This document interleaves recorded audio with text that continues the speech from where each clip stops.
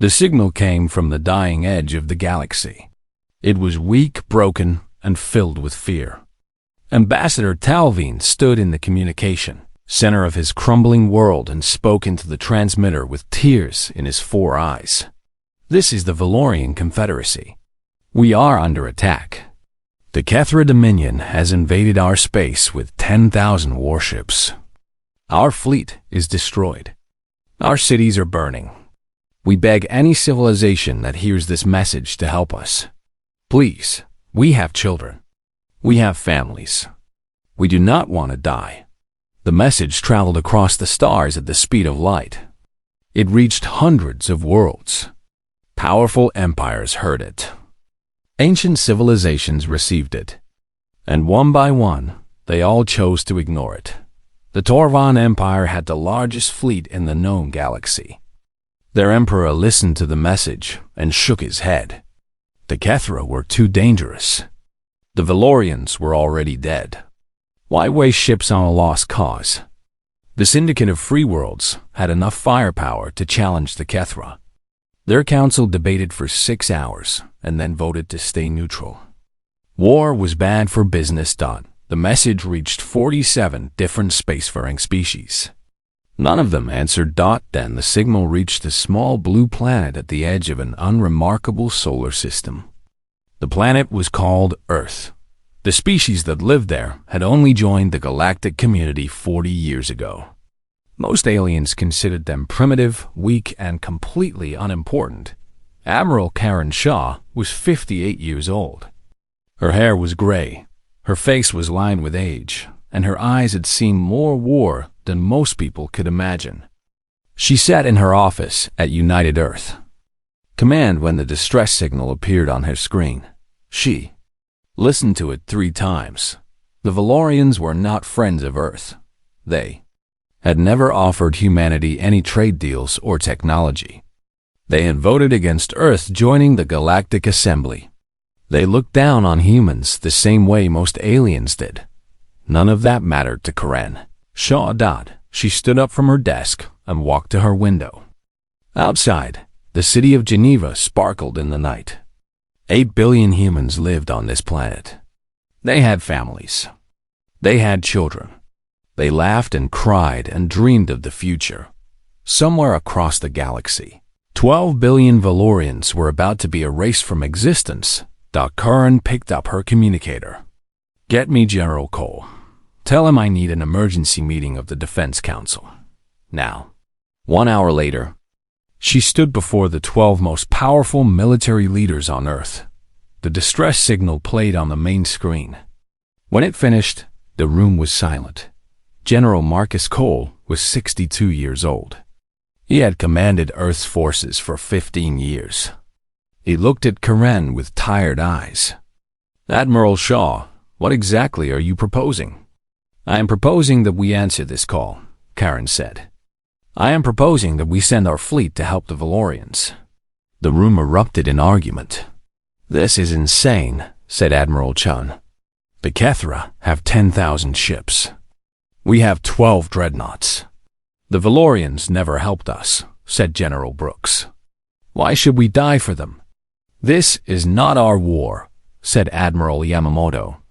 Our duty is to protect Earth, not to fight battles for strangers. Karen let them argue. She waited until the noise died down. Then she spoke in a voice that cut through the room like a knife. You are all correct. This is not our war. The Valorians never helped us. The Kethra have more ships than we can count. By every logical measure, we should ignore this signal and protect ourselves. She paused. Her eyes moved from face to face. But let me ask you something. What kind of species are we? Are we the kind that hides when others suffer? Are we the kind that calculates the cost of doing good? Are we the kind that lets children burn because helping them is too hard? The room was silent. 40 years ago, we joined the galactic community. Every species we met told us we were primitive. They laughed at our ships. They mocked our technology. They said we were nothing. Karen's voice grew stronger. But they never understood what makes humanity different. It is not our weapons. It is not our ships. It is our hearts. We help others not because they deserve it. We help them because it is right. We fight for strangers, not because we expect reward. We fight because we cannot stand by while innocents die. She looked at General Cole. The Valorians are calling for help. 47 species have heard that call. 47 species have turned away. If we do the same, then we are no better than them. But if we answer, if we fight, if we show the galaxy what humanity truly is, then we prove that we are exactly who we have always claimed to be. General Cole stared at her for a long moment. Then he nodded slowly. All in favor of deploying the first fleet to Valorian space? One by one, hands rose around the table. The vote was not unanimous, but it was enough. Karen Shaw allowed herself a small smile. Thank you. Now, with your permission, I would like to activate Protocol Omega. Cole's eyebrows rose. The Black Fleet? Karen, those ships have not moved in 30 years. They have been waiting, Karen said. Waiting for a day like this. She transmitted the activation code. Deep beneath the surface of Luna, lights flickered in darkness that had lasted for decades. Massive doors began to open.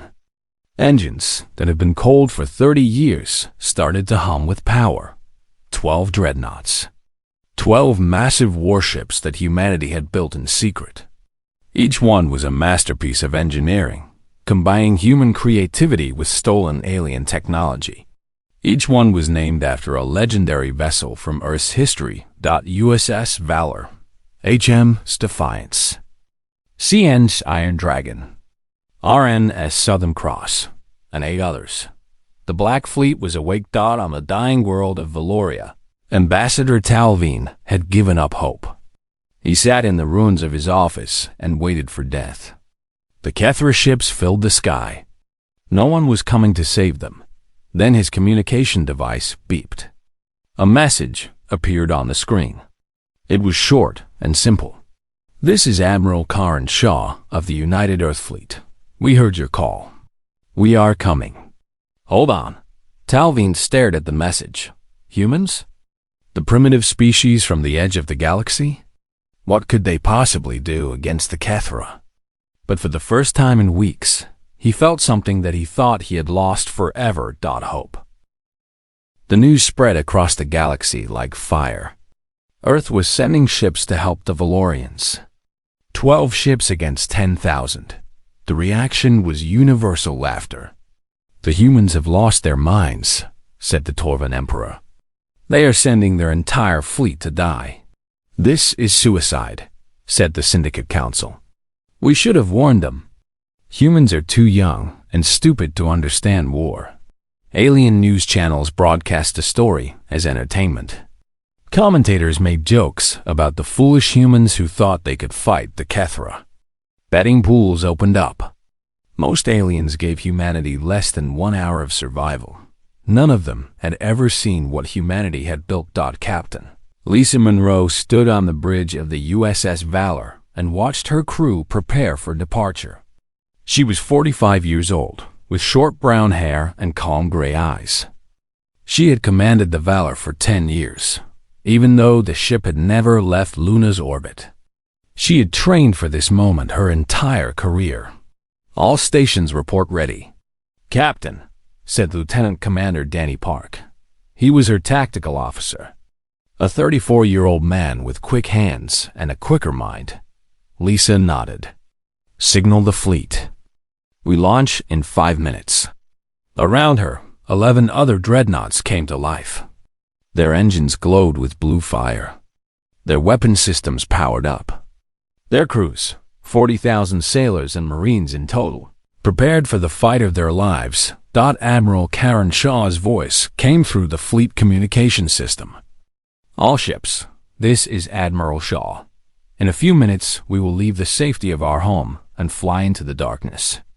Many of us will not return. I will not lie to you. The odds are against us. The enemy is powerful. The distance is great. She paused. But we are not fighting for victory. We are fighting for something more important. We are fighting for people who have no one else. We are fighting to prove that humanity does not abandon those in need. Whatever happens out there, know this. You are the best of us. You are the reason I am proud to be human. Now let us show the galaxy what we are made of. The 12 dreadnoughts rose from Luna's shipyards. They formed a perfect line, their massive hulls blocking out the stars. Then, one by one, they jumped to hyperspace. The journey would take 4 days. The Valorian homeworld would fall in 6. They had no time to waste. Chief Engineer Scott Bradley lived in the engine room of the USS Valor. He was 52 years old, with thick arms, a bald head, and grease permanently stained under his fingernails. He had helped design these engines. He knew them better than he knew his own children. Push the reactors to 120%, he ordered his team. We need more speed. Sir, the safety limits. Forget the safety limits. These ships were not built to be safe. They were built to win. Now give me more power. The engine screamed. The ship shook. But they moved faster. On the bridge, Danny Park studied the intelligence reports. Captain, the Cathara have surrounded the Valorian homeworld. They are bombing the surface. Casualty estimates are in the hundreds of millions. Lisa Monroe's face remained calm, but her hands tightened on her chair. Time to arrival? At current speed, 3 days and 18 hours. Not fast enough. Tell Bradley I need more. Captain, the engines are already past maximum. Lisa looked at him. Then tell him to find a new maximum. Across the galaxy, alien observers watched the human fleet with confusion. The ships were moving faster than anything their size should be able to move. The energy signatures they emitted were strange, unknown, and slightly terrifying. What kind of engines are those? Asked the Torvan scientist. Those readings make no sense. Their weapon systems are encrypted, reported a syndicate spy. We cannot identify them. This is technology we have never seen. For 40 years, humanity had played the role of the quiet newcomer. They had smiled and nodded while aliens mocked them. They had accepted the label of primitive. They had let the galaxy believe they were harmless. But in secret, they had been building every piece of alien technology that humans could access. They studied.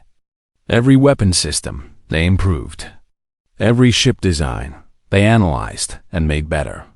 Human engineers worked with a creativity that aliens could not match.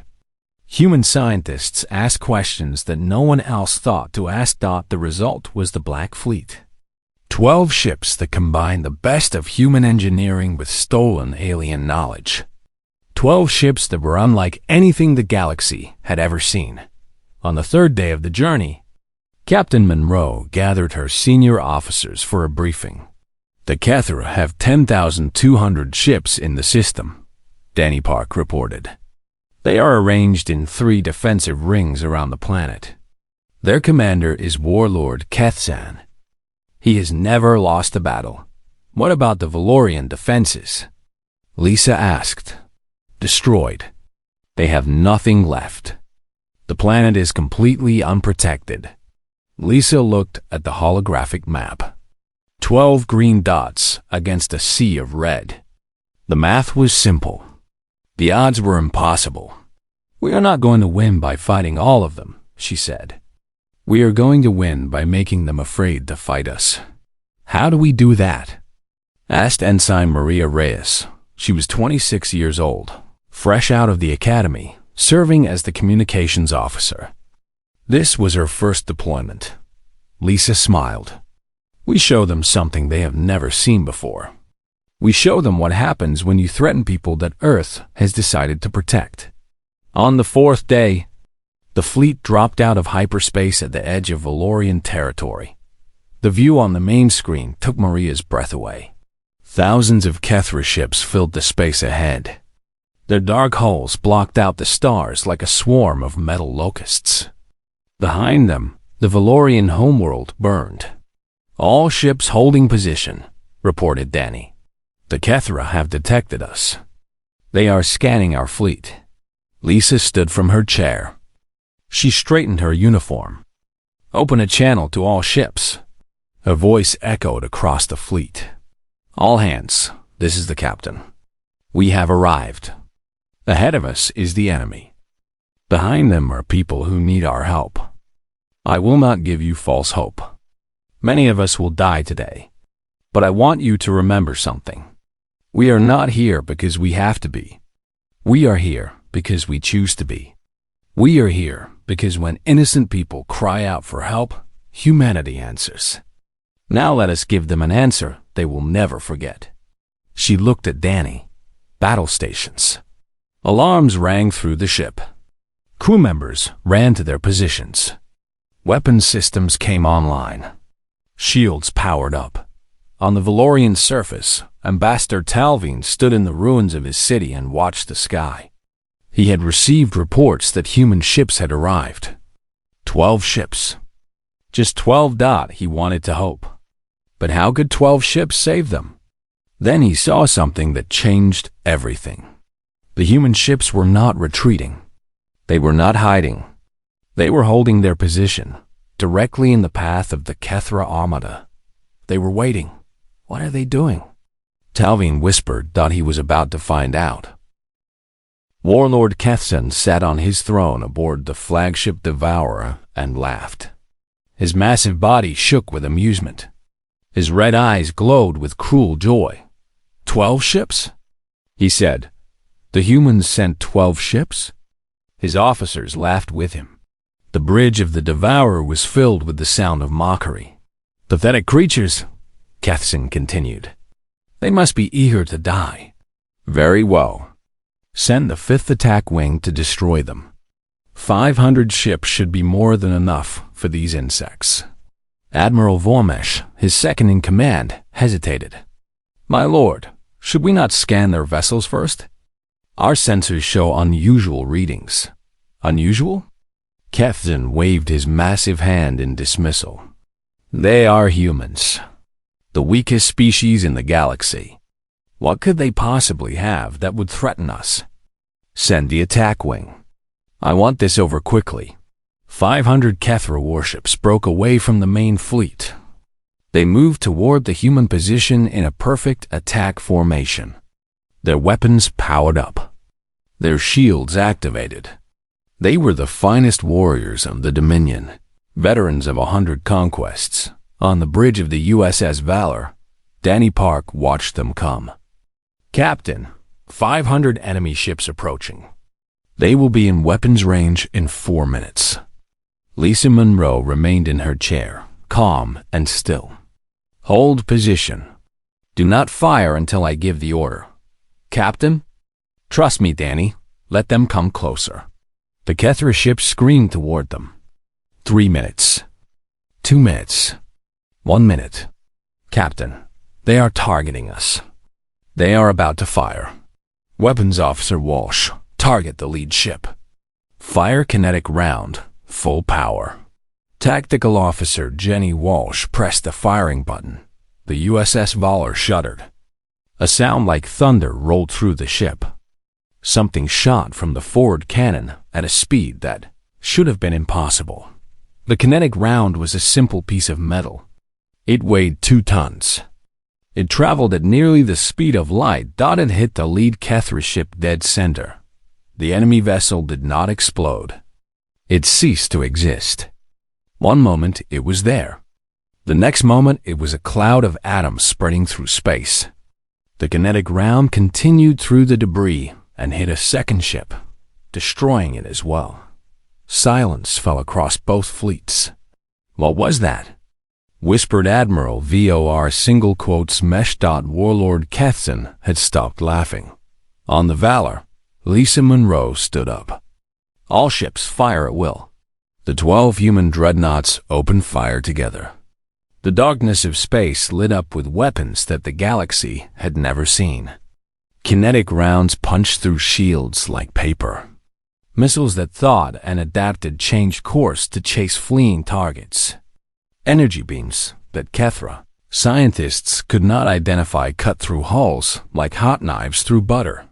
The 500 Kethra ships tried to fight back. Their weapons hit the human shields and did nothing. The strange energy barriers absorbed the attacks and seemed to grow stronger. "Their shields are feeding on our weapons," shouted a Kethra captain before his ship exploded. The battle lasted 17 minutes. When it was over, 500 Kethra warships had been reduced to floating debris. The 12 human dreadnoughts did not have a single scratch. On the surface of Valoria, Ambassador Talveen watched the distant lights of battle fade.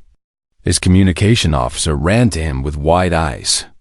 "Ambassador, the humans have destroyed the attack wing. All 500 ships. They did not lose a single vessel." Talveen could not believe it. "That is impossible. I have confirmed it 3 times. The Kethra attack wing is completely destroyed." Talveen looked up at the sky. For the first time, he understood.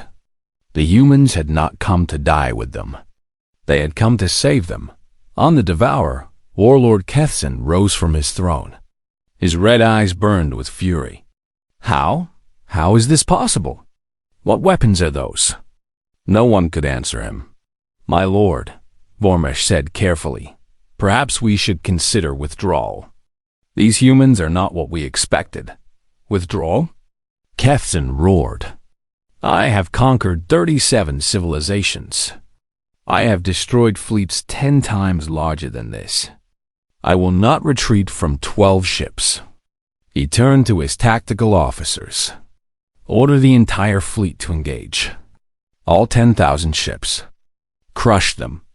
I want nothing left but dust." Admiral Shaw's voice cut through the communication channels. Every Kethra ship heard her words. "This is Admiral Karen Shaw of the United Earth Fleet. You have attacked our friends. You have killed innocent people.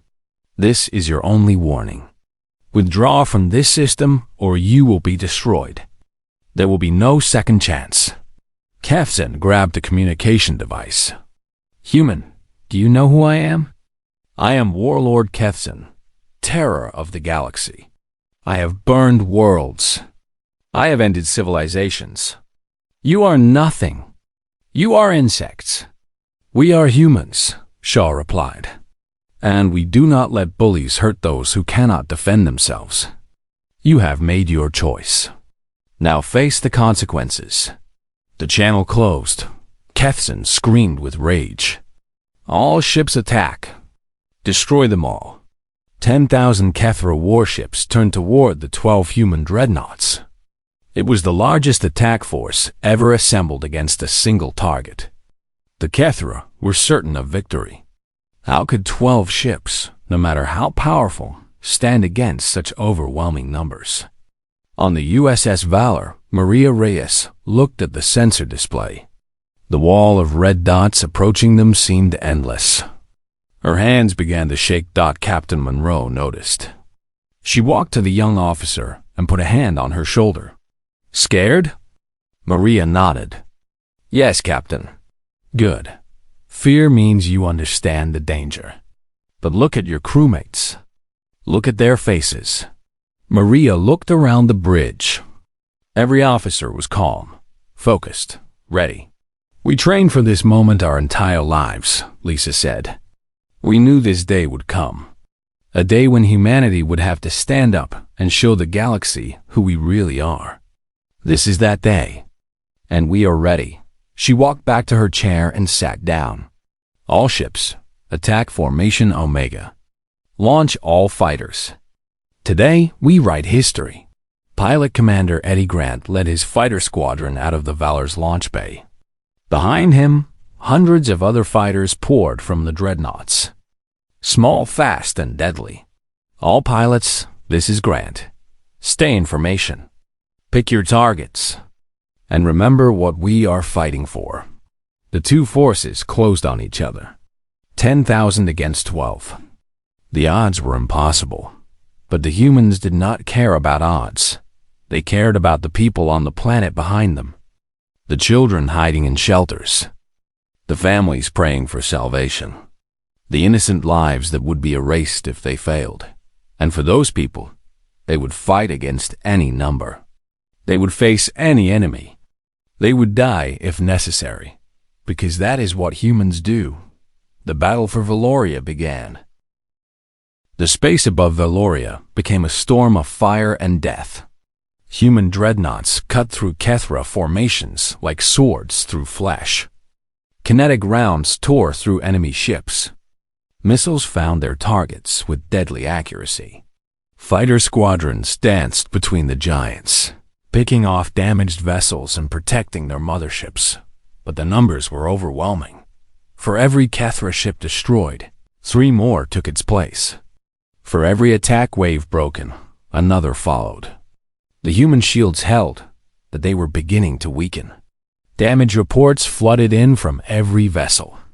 "Hull breach on Deck 7, shouted an officer on the HM's Defiance.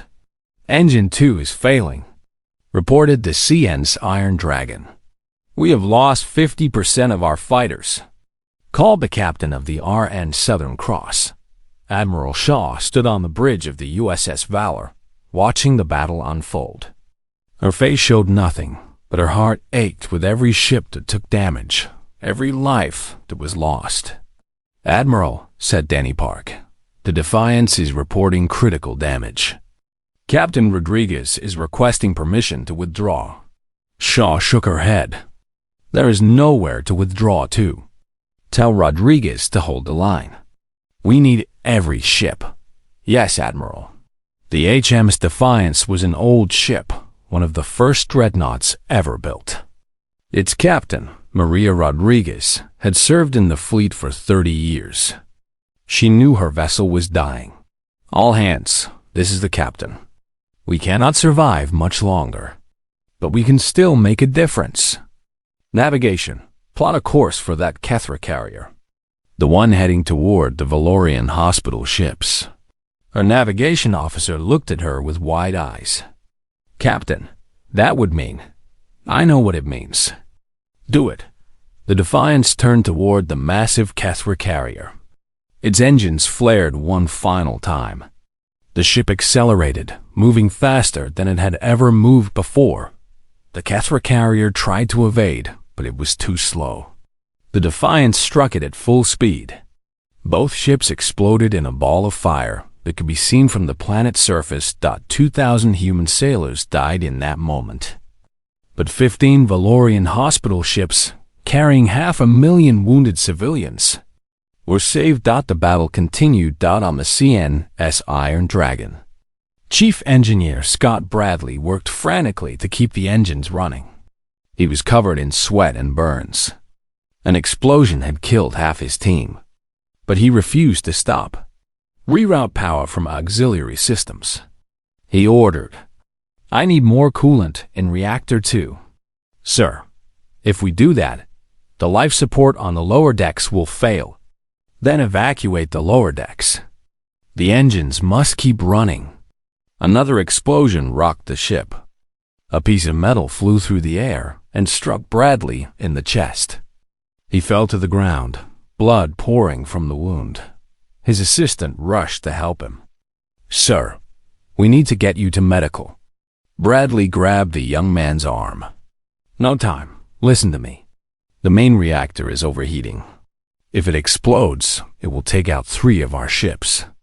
You need to vent the plasma through the secondary release valve. Do you understand?" "But sir, that will kill me." "I know, but it will save the ship." "Do it." The assistant had tears in his eyes, but he followed the order. The plasma vented through the engineering section. Scott Bradley died instantly, but the Iron Dragon survived. On the surface of Valoria, Sergeant Paul Dixon led a squad of Marines defending a refugee camp. Thousands of Valorian civilians huddled behind their barricades, watching the sky burn with distant battles. A young Valorian child approached him. She had purple skin and 4 arms, and she looked up at him with frightened eyes. Why are you helping us? She asked. The humans never came to our world before. We never helped you. Dixon knelt down to her level. He was 29 years old, with a kind face beneath his combat helmet. You know what my grandmother used to tell me? She said that good people help others not because they owe them something. They help because it is the right thing to do. But you might die. Maybe. But if we do, you will live. And that makes it worth it. The child did not fully understand. But she hugged him anyway. Dixon hugged her back dot in orbit. The battle reached its peak. 8 human dreadnoughts remained. Over 6,000 Kethra ships had been destroyed. But 4,000 still fought. Admiral Shaw knew they could not win through firepower alone. They needed something else. Ensign Reyes, she said, have you completed your analysis of the Kethra communication systems? Maria Reyes had spent the entire battle studying enemy signals. Her fingers flew across her console. Yes, Admiral. I found something. Their fleet coordination depends on a central command frequency. If we disrupt it, their ships will lose the ability to work together. Can you disrupt it? I can do better than that. I can broadcast a virus through their system. It will not destroy them, but it will create chaos. Their ships will start receiving contradictory orders. They will not know who to follow. Shaw smiled. Do it. Maria transmitted the virus. Within minutes, the Kethra fleet began to fall apart. Ships that had been working in perfect formation started crashing into each other. Attack groups broke apart. Defensive positions collapsed. Warlord Kethson watched his fleet descend into chaos. What is happening? Why are my ships not responding? Admiral Vormesh checked the reports. Our communication systems have been compromised. We cannot coordinate our forces. Fix it. I cannot. The virus is in every system. It will take hours to remove. Kethsan slammed his fist on his throne. His perfect invasion was falling apart. His undefeatable armada was being torn to pieces by 12 human ships. Vormesh made a decision. He quietly opened a private channel to the human fleet. This is Admiral Vormesh of the Kethra Dominion. I wish to speak with Admiral Shaw. Shaw's voice came through, suspicious but curious. I am listening. I do not wish to die for Kethson's pride. I have information. The Warlord's flagship has a weakness. The shield generator is located on the lower hull, poorly protected. If you can destroy it, you can kill him. Why are you telling me this? Because you have already won. I see that now. I only wish to save my crew. Shaw considered. If your information is correct, your ships will be allowed to surrender. If it is wrong, there will be no mercy. It is correct. End this war, Admiral. End him. The channel closed. Shaw looked at Captain Monroe. We have a target. Kethson's flagship. Monroe nodded. Only 4 of us left. But 4 is enough. Shaw addressed the remaining ships. All vessels, form up on the Valor. We are going to cut off the head of the snake. This ends now. The 4 surviving dreadnoughts gathered together. They turned toward the center of the chaos where the Devourer waited. The final battle was about to begin. The 4 surviving dreadnoughts charged through the broken Kethra fleet. Enemy ships tried to stop them, but the chaos from Maria's virus made coordination impossible. The humans cut through them like a hot knife through butter. Target in sight, Danny Park reported. The Devourer is 2 minutes away. Admiral Shaw looked at the massive enemy flagship on her screen. It was larger than any ship she had ever seen. Its hull bristled with weapons. Even in chaos, it was terrifying. The shield generator is on the lower hull, she said. We need to get close enough to hit it. Captain Monroe gave the orders. All ships, attack pattern Delta. Focus fire on the flagship's shields. The dreadnoughts opened fire. Their kinetic rounds slammed into the Devourer's shields again and again. Slowly, the barriers began to weaken, but the flagship fought back. Its weapons were massive, designed to destroy planets. One shot hit the dreadnought Aurora, tearing through its hull. The ship exploded, taking 2,000 souls with it. 3 ships left. Another shot struck the Northern Star. It did not explode, but it was crippled, dead in space. 2 ships left. Valor and Southern Cross, Shaw said. We are all that remains. Monroe, can you get us close enough? Lisa Monroe's eyes were hard with determination. I can do better than that. I can get us inside. Inside? Their docking bay. If we can get into the bay, we can bypass the shields entirely. We can board them. Shaw understood. It was insane. It was suicidal. It was the only way. Southern Cross, hold the line. Keep as many enemy ships off us as possible. Valor is going in. Understood, Admiral. Good luck. The RN Southern Cross turned to face the remaining Kethra vessels. Her captain, an old man named William Grant, smiled as the enemy closed in. Come on then, he whispered. Let us dance. The USS Valor accelerated toward the Devourer. Enemy fire filled the space around them. The ship shook with impacts. Systems began to fail. Shields at 20%. Shouted an officer. Hull breaches on decks 4, 5, and 9. We are losing engines. Lisa Monroe ignored it all. Her eyes were fixed on the docking bay of the enemy flagship. Just a little closer. Hold together, old girl. Just a little more. The Vala crashed into the Devourer's docking bay. The impact was tremendous. Metal screamed. Explosions erupted. The ship came to rest inside the enemy flagship, its hull torn and burning. Shaw was thrown from her chair. Blood ran down her face from a cut on her forehead. But she was alive. All Marines boarding action. We are going to find Kethsen and end this. 600 human Marines poured out of the damaged Valor. They met Kethra soldiers in brutal close combat. The fighting was terrible. Humans died. Kethra died. The corridors of the Devourer ran with blood. Shaw led from the front.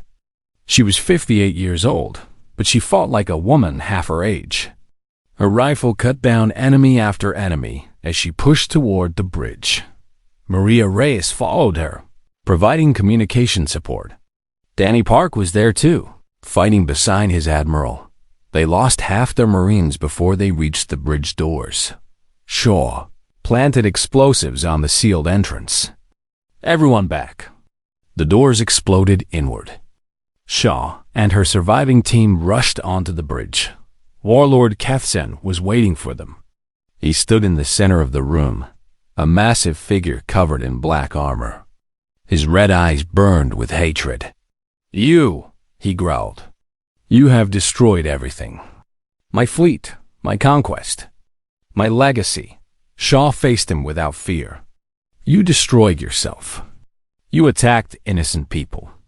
You killed millions. Did you think the universe would let that stand forever? The universe does not care about the weak. Only power matters. You are wrong. Compassion matters. Honor matters. Protecting those who cannot protect themselves matters. That is what makes a civilization great. Not conquest. Not cruelty. Love. Kethsen roared and charged at her. He was faster than she expected. His armored fist struck her chest and sent her flying across the room. She hit the wall hard. Her ribs cracked. Pain exploded through her body. But she had fought in worse situations. She had survived worse injuries. She pushed herself to her feet and drew her combat knife. Is that all you have? She asked. Kethsen charged again. This time, she was ready. She dodged his blow and drove her knife into the gap between his armor plates. He screamed and stumbled back. They fought across the bridge. He was stronger, She was faster. He had rage. She had determination. Finally, she found her opening. He swung too wide, leaving his neck exposed. She drove her knife upward into his throat. Warlord Kethson, terror of the galaxy, fell to his knees. His red eyes dimmed. His massive body collapsed. The bridge was silent. Shaw stood over him, breathing hard. It is over. Without their warlord, the remaining Kethra lost their will to fight. Admiral Vormesh ordered a full retreat. The invasion was finished. The Battle of Valoria was over. Of the 12 human dreadnoughts, only 2 survived. Over 15,000 sailors and marines had given their lives. It was the bloodiest battle in human history. But 12 billion Valorians lived because of their sacrifice. Ambassador Talvin stood before the Galactic Assembly 3 days later. He looked at the representatives of every major species in known space. "You all heard our call for help," he said. "You all chose to ignore it. You calculated the risks. You measured the costs. You decided we were not worth saving." He paused. But one species answered. One species sent everything they had to protect strangers they had never met. They did not ask what we could offer them. They did not demand payment. They simply came because we needed help. His voice grew stronger. 15,000 humans died for us. They died for people who had never shown them kindness. They died for a species that looked down on them. And when I asked one of their soldiers why, he gave me an answer I will never forget. Talvin looked directly at the human ambassador in the assembly. He said, "Because you asked for help. That is all. Because we asked, the assembly was silent. That is what humanity is. Not their weapons. Not their ships. Their hearts. And if any of you ever doubt the worth of the human species again, remember Valoria. Remember the ships that came when no one else would. Remember the price they paid for strangers." The 2 surviving dreadnoughts limped home to Earth. Along their route, alien vessels from dozens of species formed an honor guard. They did not speak. They did not fire weapons in salute. They simply watched in respectful silence as the battered heroes passed. Admiral Shaw stood on the observation deck of the USS Valor. Her ribs were bandaged. Her face was bruised. But she was alive. Maria Reyes joined her. The young ensign had grown during this battle. She was not the scared girl who had trembled at the sight of enemy ships. She was a warrior now. "Admiral, was it worth it?" Shaw looked at a holographic image she held in her hand. It showed the Valorian child that Sergeant Dixon had comforted during the battle. She was smiling, waving at the camera. "Safe, alive." "Ask her," Shaw said. "Ask the millions of children who will grow up because we came. Ask the families who still have their parents, their siblings, their loved ones. Ask the people who will live full lives because we answered the call." She put her hand on Maria's shoulder. "That is the answer, Ensign. It is always worth it. Every single time." The Valor continued its journey home. Behind it, the stars shone bright and peaceful. And across the galaxy, every species now knew a simple truth. When innocent people cry out for help, humanity answers. Always.